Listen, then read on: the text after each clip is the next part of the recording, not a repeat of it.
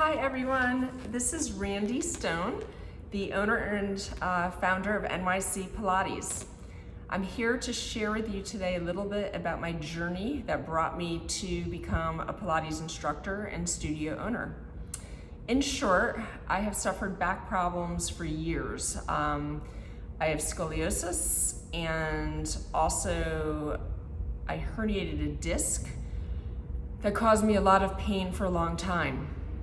This was in 1999 where it became very bad. I was working, doing international development and traveling all the time, schlepping suitcases and carrying presentations, and traveling coach because I worked for the government and I was not in business class.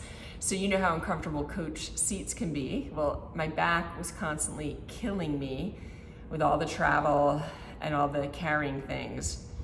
I went to chiropractors, I went to acupuncture, physical therapists, and did have some relief, but felt like I was on this hamster wheel where I had to keep doing all these things and couldn't just be, couldn't go a week without pain if I weren't seeing one of these people. I ended up having back surgery in the summer of 1999, discectomy, L5-S1, where they took that little piece of the disc that was protruding and hitting my sciatic nerve, which was going, actually it's at the branching point, the pain was going down both legs. I had the surgery and was feeling a bit better. A few months later, my sciatica came back. So I went to my surgeon in tears and said, now what? I'm 29 years old, I had back surgery, and I still can't walk more than a block without severe pain. And he looked at me and said, Pilates. I'd never heard of Pilates. This was 1999, I lived in DC, it hadn't kind of hit yet and become mainstream. Well, I started Pilates and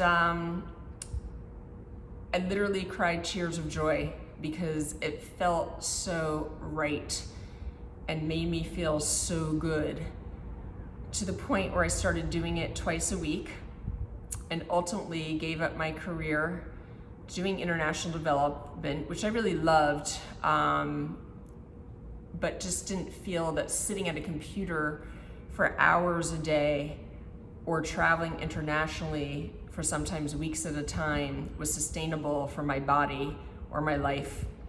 And it was actually on 9/11 that I was sitting alone in my second bedroom in our apartment here on the Upper West Side of Manhattan, where I had this epiphany that if I make it through today, I do not want to be sitting on a computer or traveling, like I just said. I want to work with people, and somewhere out of the deep recesses of my body and brain, I thought I want to be a Pilates instructor.